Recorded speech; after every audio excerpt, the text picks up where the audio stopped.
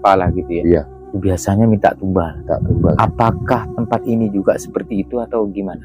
Tidak, berbeda Mas.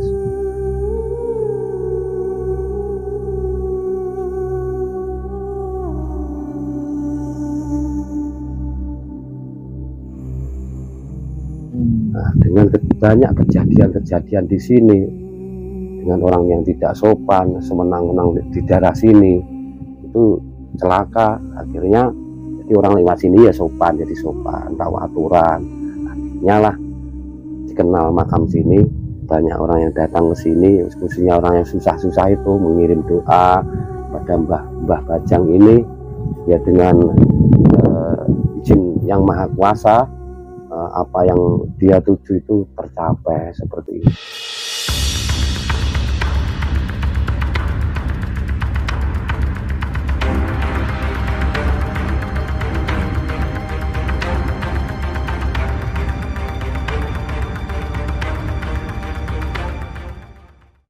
Oke, assalamualaikum warahmatullahi wabarakatuh. Selamat siang teman-teman. Hari ini kita berada di Dusun Gadusari, Gadungan, Blitar, Jawa Timur, dan hari ini kita mau eksplor teman.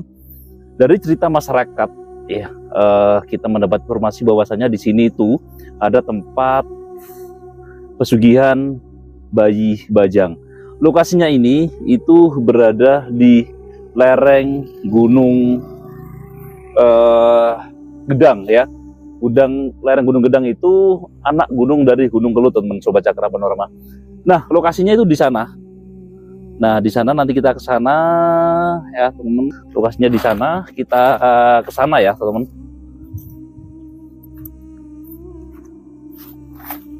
Oke, teman-teman. Kita ke sana, jadi kita melewati ladang tebu. Teman-teman, Sobat Cakra Panorama, kita ke lokasi di mana di sana itu ada tempat pesugihan bayi bajang. Nah, dari beberapa sumber nanti kita juga akan tanya ke masyarakat sekitar lokasi atau yang dikenal dengan sebutan bayi bajang, teman-teman. Nah, oke.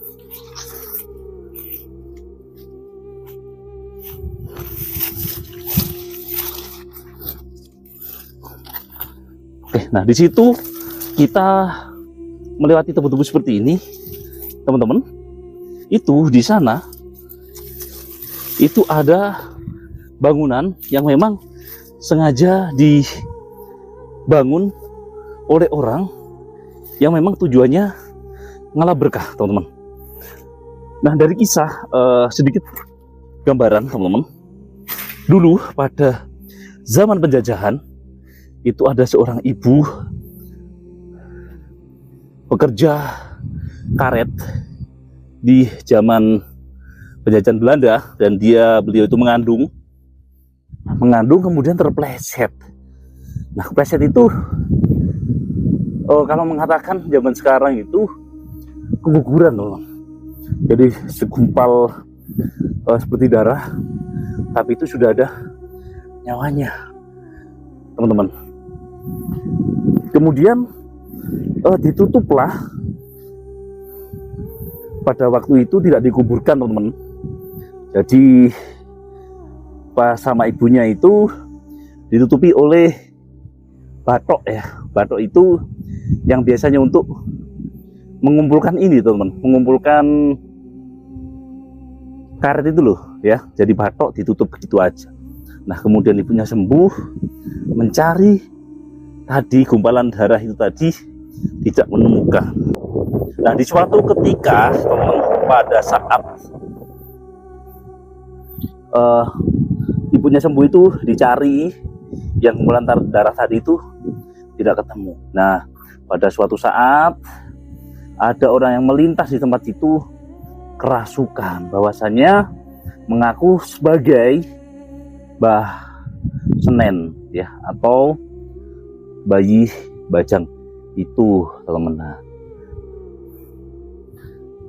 Nah, itu cerita sedikit ya, gambaran siapa sih bayi bajang ini. Nah, kemudian dikenal saat ini, kemudian dikenal dulu itu masyarakat atau warga yang mempercayai itu sini membawa ini ternyata orang yang susah pada waktu itu ke sini itu sukses semua. Makanya kenapa di sini itu disebut dengan bayi bajang atau pesugihan bayi bajang tanpa tumbal, teman-teman. Nah, dan inilah makamnya, teman-teman, Sobat Cakra Panorama. Nah, itu adalah lereng gunung.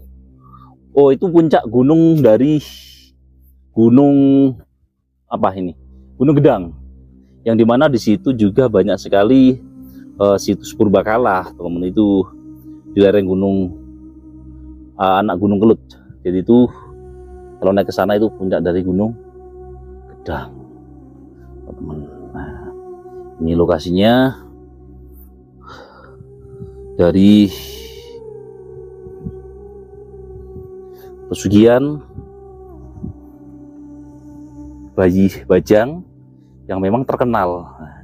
Dan ini lebih ini ya, teman, lebih softnya kalau kita mengatakan bukan pesugihan ya, tapi kalau orang-orang itu ngalap berkah, teman.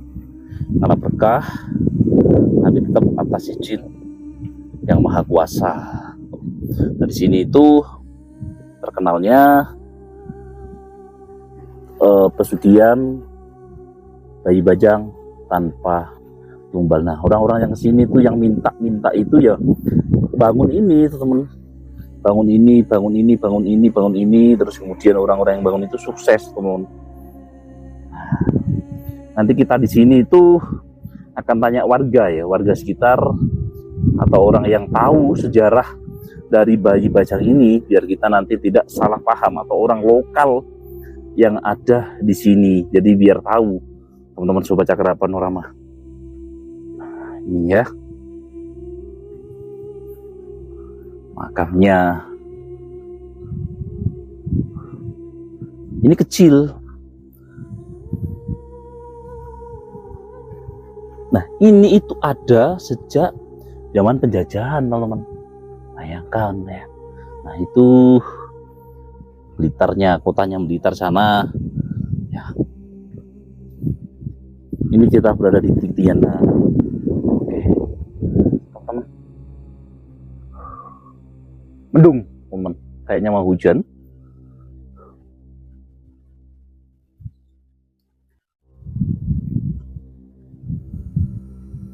Oke, teman-teman. Ya. Mungkin itu saja ya, nanti kita coba tanya warga atau tanya orang-orang yang ada di sini. Kita nanti cari orang ya yang sekitar sini yang ada. Nanti kita tanya kebenaran, atau warga lokal tanya kebenaran dari cerita atau rumor yang beredar saat ini, yaitu pesugihan bayi bajang yang memang tanpa tumbal ya, atau lebih dikenal dengan ngalap berkah, teman-teman. Ya, jangan kemana-mana, nanti kita langsung tanya-tanya ke warga saja. Setelah ini nanti kita coba ke sana ya, ke kampung atau dekat-dekat sini, kita muter cari orang atau cari warga yang tahu sejarahnya ini. Tadi di sana sempat tanya-tanya sih, makanya saya bisa menceritakan sedikit ya, tapi nggak enak ya kalau kita tidak rekam, kita tidak tanya dan kita abadikan, nanti biar tahu, teman-teman. Ya, jangan kemana, saksikan terus ya untuk explore kita kali ini. Ngomik sih, ngomik Kang. Ngomik aku. Kang, Kang. Oh, isi segini ya. Ah, demi gue. Karim.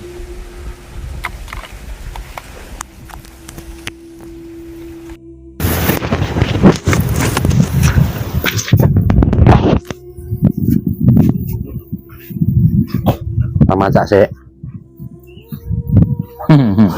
Lek-lek asin ya kau.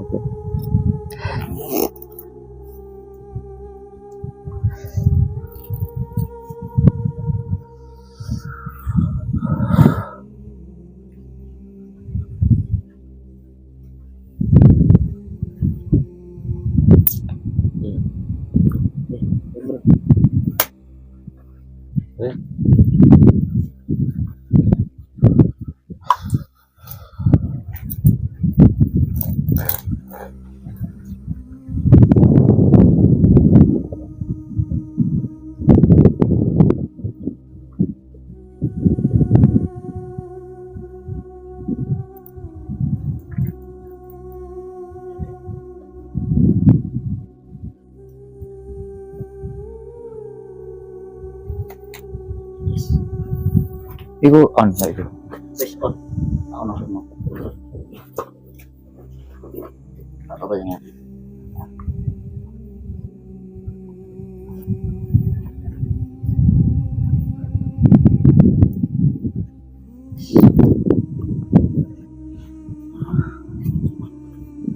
Wis. Assalamualaikum Kang. Waalaikumsalam. Alhamdulillah. Rahayu Kang Suroso. Kami paring kawijengan. Amin amin. Kang, kita saat ini berada di makam begitu ya. Iya, Dan makam ini terkenal dengan makam Bayi Bajang. iya. Banyak rumor yang beredar. Iya. Ada beberapa orang yang datang ke sini untuk sebagai sarana pesugihan. Ya. Seperti itukah atau gimana, Kang? Ya, nanti saya jelaskan dan saya luruskan seperti itu. Gimana, Kang? Jadi kalau datang ke sini ke makamnya Mbah Bayi Bajang atau yang terkenalnya Mbah Senen, di sini orang datang ke sini tentunya pasti punya tujuan, yaitu kalau biasanya itu orang yang susah seperti itu ya, sini itu untuk kirim doa seperti itu, untuk ngalah berkah lah seperti itu. Jadi biasanya yang sini itu ya dapat rezeki gitu, terus memberikan sesaji adat, jajan pasar seperti itu, dan juga ini membangun atau membeli semen atau pasir seperti itu. Ini bukti-bukti yang ada di sini ya, seperti itu. Bukti-bukti dari orang-orang ketika punya tujuan tertentu dan tujuannya berhasil begitu, Iya, sebagai katakan apa ya, Ucapan. jasanya ya, Iya, dengan membeli apa namanya atau membuat ini sarana prasarana di tempat ini iya, begitu ya. seperti itu. Kenapa dinamakan Bayi Bajang? Iya, karena sejarahnya Bayi Bajang tersebut, kebetulan saya ini masih ada kaitan dengan keluarga saya ini dari Bajo seperti itu, Mbah Bajang ini. Jadi ibunya. Jadi menurut cerita dari Mbah Harjo yang diwariskan ke saya juga yang sudah dipahami oleh masyarakat sekitar, Mbah Bajang ini adalah anak dari salah satu wanita yang dulu bekerja di tempat ini. Dulu ini hutan karet, jadi sebelah utara, sebelah timur masih hutan karet seperti itu. Jadi ibunya itu waktu itu posisi hamil itu bekerja menyadap getah karet seperti itu. Nah, singkat ceritanya ibunya itu kecapean, seperti itu, terus terpleset, lalu di bawah pohon karet tersebut ibunya Mbah Bajang ini melahirkan bayi yang masih kecil lah seperti itu.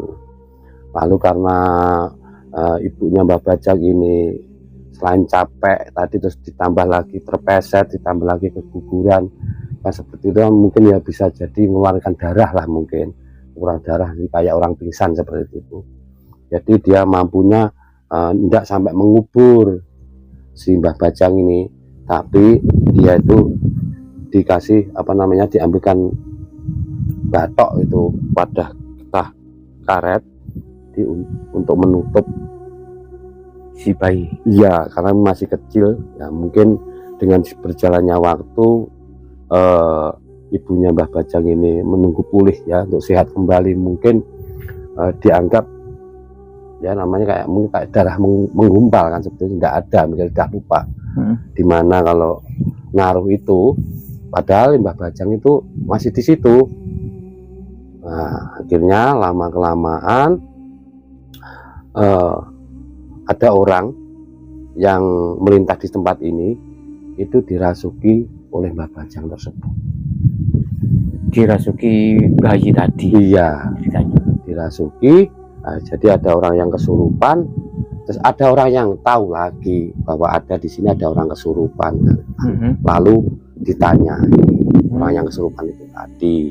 Terus Jadi singkat ceritanya, yang kesurupan itu, yang masuk itu adalah rohnya Mbah Bajang. Ditanyai sama orang itu tadi, kenapa kamu? Aku adalah Mbah Senen, seperti itu.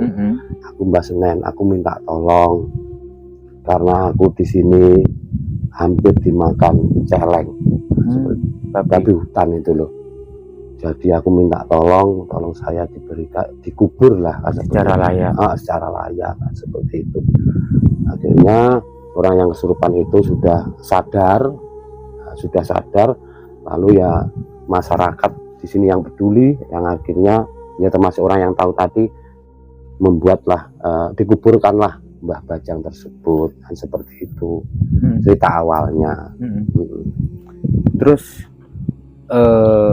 adanya semacam tujuan-tujuan tertentu dari para peziarah menganggapnya beberapa permintaan mereka yang datang ke sini terkabulkan, itu gimana cerita? Ceritanya kan nggak gini mas, ceritanya nggak langsung orang itu kesini ngalah berkah, nggak langsung. Jadi ada orang yang melintas di dekat makamnya Mbah Bajang ini secara ugal-ugalan atau tidak sopan, itu Mbah Bajang itu menegur dengan mungkin jatuh atau bagaimana, kan seperti itu, karena tidak sopan itu tadi. Ya baik sih niatnya untuk supaya mempunyai orang itu sopan santun, seperti itu. Nah, ada lagi cerita, di sini dulu ada pohon namanya pohon elam.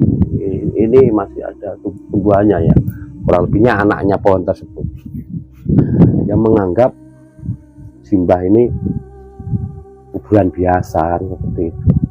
Ditebanglah pohon tersebut. Dengan menebang itu dia tertimpa, ada yang nggak begitu besar itu pohonnya itu, orangnya langsung nggak bisa jalan, digotong, setelah itu nggak ada, meninggal. Nah, dengan banyak kejadian-kejadian di sini dengan orang yang tidak sopan, semenang-menang di daerah sini, itu celaka. Akhirnya jadi orang lewat sini ya sopan, jadi sopan, tahu aturan. Akhirnya lah dikenal makam sini, banyak orang yang datang ke sini, khususnya orang yang susah-susah itu mengirim doa pada Mbah Bajang ini, ya dengan izin yang maha kuasa, apa yang dia tuju itu tercapai, seperti itu. Ada nggak satu contoh orang lah, meskipun tidak disebutkan secara inisial begitu ya, yang benar-benar berhasil ketika datang ke sini dari apa yang jenengan lihat, katakan? Kalau orang lain tuh saya dengar, terus saya dengar setiap orang yang dari sini mewujudkan bentuk bangunan atau sesaji itu tadi. Ya contohnya bangunan sekeliling sini, tidak satu orang, ini mungkin satu orang berikan 2 tiang atau semen 1 sak, 2 sak, dan seterusnya, kan. Berarti kan banyak. Jadi saya lihat dari bentuk bangunan ini dulu nggak langsung besar seperti ini, awalnya kecil, besar, kan seperti itu. Terus akhirnya saya dulu juga ada orang datang ke rumah saya. Saya sebenarnya bukan juru kunci, saya itu masa ada kaitan dengan keluarga sebetulnya. Jadi karena saya dengar, tak ajak ke sini untuk kirim doa seperti itu di sini. Ya, terus saya pernah malam-malam ke sini, maaf, batuk saya kirim doa itu, tiba-tiba ini makamnya Mbah ini bergoyang juga bersuara, mas. Ada suara seperti itu. Yang bilang mak sini tok, sini enggak. Jadi orang saya kira saya sendiri yang orang itu yang goyangin ini, orang yang saya ajak di samping saya ini. Pak, suara apa ini kok bergoyang? Ya, ini kok bergoyang ya. Aku ikut nengok dalamnya sini, enggak ada apa-apa. Setelah itu berhenti. Terus saya kirim doa di sini, ya akhirnya orang itu ya waktu itu kan apa namanya usahanya ayam, jadi ya ayamnya banyak yang mati ya, seperti itu. Akhirnya singkat cerita ya dia dapat rezeki lah, kan entah itu nominalnya berapa saya kurang tahu, tapi kan sudah saya kasih tahu nanti kalau punya rezeki kesini, kesukaannya Mbah Bajang itu jajan pasar seperti itu, sama bunga sama rokok gitu. Dia tiba-tiba datang ke rumah saya bawa sesaji itu, seperti itu. Artinya berhasil Berhasil gitu kan, seperti itu. Enggak satu orang, 2 orang Mas, padahal saya bukan juru peliharanya. Cuman Akang Suroso hanya mengantarkan mengantarkan ke gitu tempat ini untuk katakan berziarah, kirim doa, dikubur gitu saja ya. Iya. Tentang tujuannya mereka itu seperti apa kan itu di hati mereka masing-masing. Iya, seperti itu. Tapi ternyata buktinya mereka berhasil, ada peningkatan ekonomi yang signifikan. Iya, ya tahunya saya tuh dia kesini itu bawa saji itu berarti berhasil. Ada orang yang berhasil mungkin menyempelekan lah, dia nggak bawa saji, dia itu maunya dapat rezeki yang banyak terus tapi nggak mau ngasih saji. Dia tuh masuk sini kepalanya bentur tiang ini, tur kepalanya. Terus tidak lama sekian minggu lah, hitungan minggu dia di sini bawa saji tersebut. Kang, kalau dari beberapa rumor yang berada di luar ya, di beberapa tempat yang hubungannya dengan suatu permintaan yang hubungan dengan harta, katakan itu pesugihan, gitu ya. Biasanya itu kebanyakan nih minta tumbal, begitu ya Kang ya. Baik itu ritual di apa namanya pesisir pantai selatan, di gua apalah, kamar apalah gitu ya. Biasanya minta tumbal. Apakah tempat ini juga seperti itu atau gimana? Tidak, berbeda Mas. Walaupun di sini itu ini makamnya Mbah Bajang. Menurut yang saya mengerti ya, jadi Mbah Bajang itu adalah roh suci ya, yang belum punya dosa seperti itu. Jadi menurut pengetahuan saya, orang sini kan sedikit banyak juga saya pandu. Jadi namanya itu kirim doa ngalah berkah seperti itu. Jadi tidak ada tumbal-tumbal, tidak ada. Karena Mbah ini bukan setan kan, seperti itu.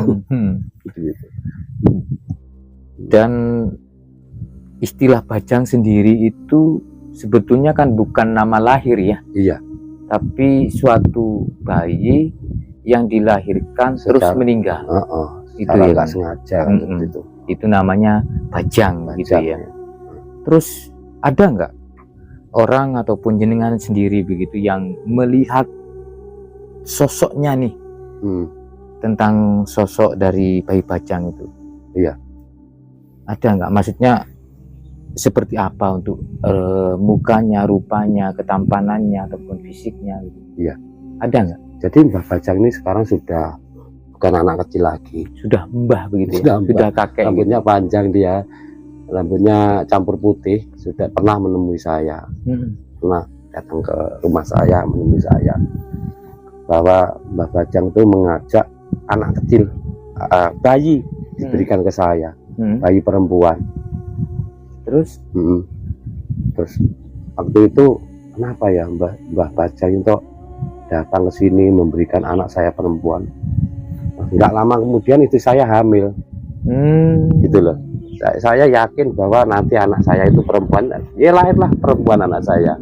Ada semacam petunjuk begitu ya. Memberi petunjuk bahwa Mbah Senen itu ada, gitu loh. Kenapa dinamakan Mbah Senen, bayi Bajang? Mbah Senen, jadi kurang lebihnya lahirnya hari Senin. Waktu itu kejadian itu di hari Senin begitu ya. Sehingga dinamakan Mbah Senen. Dan ini terkenalnya di daerah Blitar bagian lereng Gunung Kelut ini ya. Kalau di luar mungkin masih belum begitu terkenal. Ya ini jauh-jauh, orang jauh-jauh yang orang sekitar sini ya banyak yang kenal. Kenalnya di sini tuh makam ini makam angker ini. Oh gitu ya, makam angker yang nggak boleh untuk sembarangan. Seperti itu. Kalau orang yang sini takut orang sini sama makam ini. Makanya ini kan selalu dibersihkan seperti ini. ada yang rawat juga Mas. Kan barusan meninggal, kayaknya ada lagi karena itu ada dibersihkan juga. Kalau saya bukan juru peliharanya, tapi saya ada sisilah dari keluarga. Juru pelihara sendiri mungkin bukan ini ya, mungkin inisiatif pribadi mungkin ya. Bisa jadi. Karena Mbah Senen itu bisa yang saya ketahui bisa mendatangi seseorang, misalnya juru peliharanya sudah nggak ada gitu, bisa cari ganti sendiri. Contohnya ke saya ini yang datang ke rumah saya juga. Tidak 1-2 orang yang didatangi Mbah Senen. Warga sini ngerti ya Mas. Di sini itu terkenal. Ini berada di mana kan? Ini ada di lerengnya Gunung Gedang pas ini. Berada di Dusun Sukomulyo, Desa Gadungan, Kecamatan Gandusari, Kabupaten Blitar. Oke. Ya seperti itu. Makam Mbah Senen Bayi Bajang. Bayi Bajang seperti itu. Udah kan? 15 menit.